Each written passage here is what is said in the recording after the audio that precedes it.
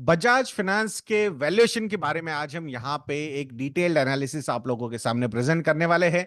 मैं आशा करता हूं कि ये वीडियो आप लोगों को अच्छा लगेगा। एक स्क्रीन शेयर करके वो वैल्यूएशन नंबर्स के साथ आप लोगों को समझाने की कोशिश हम यहाँ पे करने वाले हैं। और इसी तरीके का एनालिसिस जो है वो जो भी हम मॉडल पोर्टफोलियोज बनाते हैं, जो कंपनीज हम सिलेक्ट करते हैं, तो उन कंपनीज के लिए हमेशा हम करने की कोशिश करते हैं और उसी आधार पे ओवरऑल पोर्टफोलियोज डेवलप होते हैं। मैं आशा करूंगा कि ये वीडियो देखने के बाद जरूर आप हमारे रिसर्च प्रोडक्ट्स को सब्सक्राइब करोगे। तो एक स्क्रीन शेयर करता हूं आप लोगों के साथ। पहले उस स्क्रीन में पूरा ये एनालिसिस आप लोगों को समझाऊंगा एंड आई होप आप लोगों को मेरी स्क्रीन नजर आ रही होगी। यस, बजाज फाइनेंस, तो इसी को नंबर्स के साथ समझाने की कोशिश में यहां पे करने वाला हूं दोस्तों। So what is the current assets under management of Bajaj Finance? The assets under management as of March 2024, दो मार्च के रिजल्ट्स अभी तक नहीं आए हैं, but as a business update में तो assets under management, total assets under management हमें पता चल गए हैं। तो that number is around 3.3 lakh crore. 3.3 lakh crore के टोटल एसेट्स अंडर मैनेजमेंट है बजाज फाइनेंस के पास।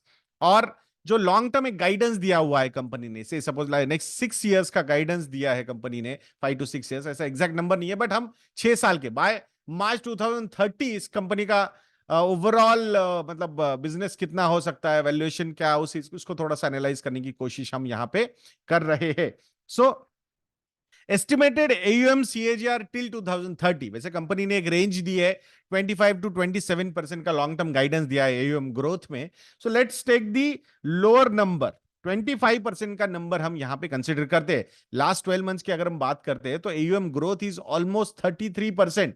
सो let's take it down to the lower range of that guidance, that is 25%। Now अगर 25% से यहां पे एसेट्स अंडर मैनेजमेंट ग्रो होते हैं, सो bye March 2030 what would be the assets under management for Bajaj Finance? That number would be 12.6 lakh crore।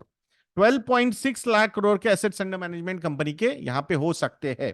अब बात करते हैं कि इन एसेट्स पे what is the net interest margin company can earn. जैसे लास्ट अगर हम बात करते हैं तो latest NIM numbers are quite good, 12.5% के ऊपर के भी नंबर्स हमने देखे हैं, but let's take it down to 10%. By the way, company is targeting around 11%, 10 to 11%. So let's take the lower range of that NIM, and that is 10%. So यानी 12.6 lakh crore rupees पे 10% का निम कंपनी यहां पे अर्न कर सकती है। सो निम से क्या पता चलता है हमें? निम से पता चलता है NII, that is net interest income. So by 2030 the net interest income जो हो सकता है कंपनी का, that number would be around rupees 1.26 lakh crore। So 1.26 lakh crore rupees का नेट इंटरेस्ट इनकम कंपनी का यहां पे हो सकता है बाय 2030, मार्च 2030। अब ऑब्वियसली अगर ये बिजनेस करना है तो उसमें कॉस्ट भी होगी, ऑपरेटिंग कॉस्ट भी होगी।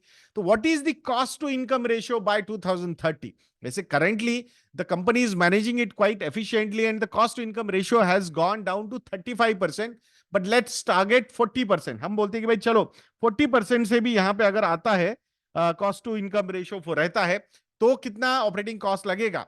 सो by 2030 the operating cost could be around 50,415 crore. अब ये क्या नंबर है?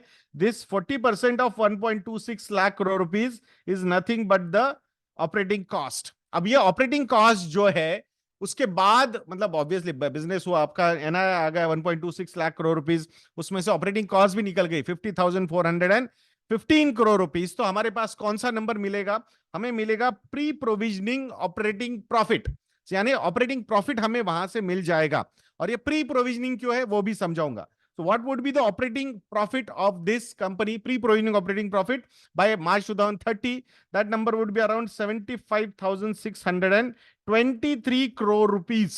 So ये प्री प्रोविजनिंग ऑपरेटिंग प्रॉफिट होगा। अब बिजनेस क्या है? लेंडिंग का बिजनेस है, तो ऑब्वियसली वहां पे NPAs वगैरह क्रिएट हो सकते हैं, और NPAs अगर क्रिएट होते हैं तो कंपनी को अपने ऑपरेटिंग प्रॉफिट में से प्रोविजन करने पड़ते हैं, because this is a lending business. कहीं से आपने पैसा उठाया है और किसी को लेंड किया है, तो ऑब्वियसली वहां पे अगर ये कॉस्ट आती है, क्रेडिट कॉस्ट आती है, तो you will have to provide provisions बनाने पड़ते हैं उसके लिए। सो एवरेज क्रेडिट कॉस्ट हम यहाँ पे कंसिडर करते हैं अराउंड 1.8% की। कितना? 1.8% की एवरेज क्रेडिट कॉस्ट हम यहाँ पे कंसिडर करते हैं।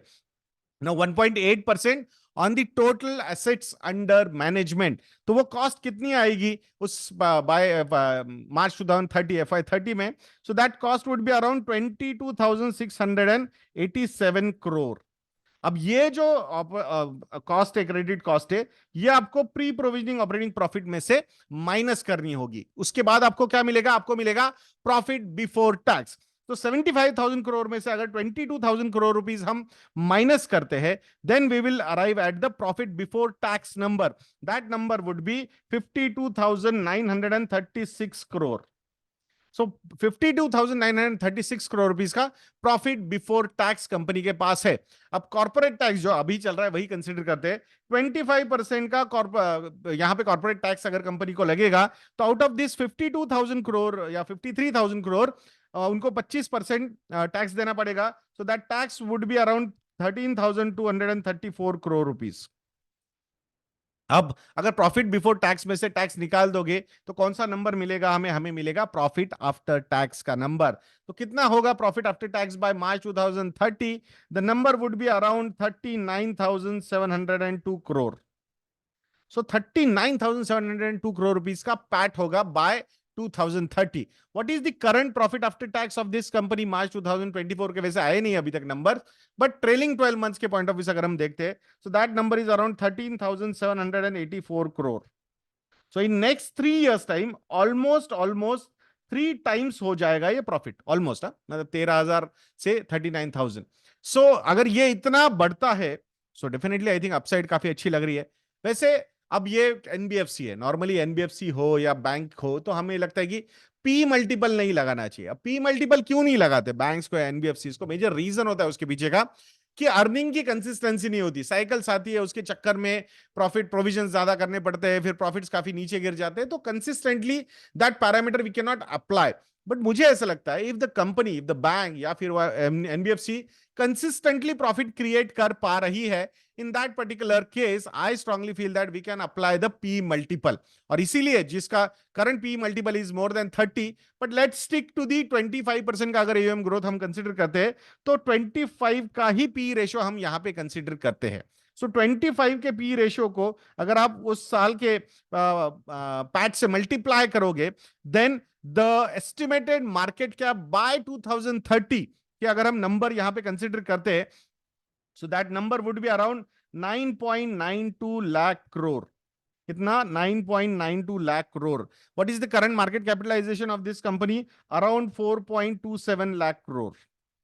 अराउंड, मतलब मार्केट ऊपर, अभी मार्केट में बजाज फाइनेंस की प्राइस ऊपर नीचे होती है। सो 4.25 लाख टू 4.27 लाख करोड़ रुपीस का करंट मार्केट कैप कंपनी का है। So what is the potential upside? मतलब ये जो गाइडेंस उन्होंने दिया है उसका कंजर्वेटिव अप्रोच लेके हम इसका वैल्यूएशन करने की कोशिश यहां पे कर रहे हैं। सो अगर 4.27 लाख करोड़ रुपीस का market cap 9.92 lakh crore rupees हो सकता है in 6 years time, then the CAGR in this particular case would be around 15.1% per annum. ये CAGR है। सो 15% का CAGR यहां पे एक विजिबिलिटी नजर आ रही है। सो डेफिनेटली बहुत सारे लोग जो आजकल थोड़ा आर्ग्यू कर रहे हैं इस पे कि वैल्यू बाय क्यों लग रहा है। तो ये जो कंपनीज है, बजाज फाइनेंस हो, HDFC बैंक हो, IDFC फर्स्ट बैंक हो, इनके ऐसे ही वैल्यूएशन के वीडियोस में आप लोगों के लिए बनाने वाला हूं। तो आशा करता हूं कि वो आप लोगों को पसंद भी आएंगे। सो ये वीडियो आप लोगों को कैसा लगा ये कमेंट सेक्शन में लिखना मत भूलिएगा दोस्तों। एंड अगर आप लोगों को लगता है कि हम अच्छा काम करते हैं और आप हमारे research product specifically model portfolios को सब्सक्राइब करना चाहोगे, तो investindia.in को विजिट करके हमारे मॉडल पोर्टफोलियोज को सब्सक्राइब कीजिएगा। ऐसे वीडियोस के लिए चैनल पे बने रहिए, वीडियो को लाइक करना, शेयर करना और चैनल को सब्सक्राइब करना बिल्कुल मत भूलना। नेक्स्ट वीडियो में मिलते हैं। जय हिंद।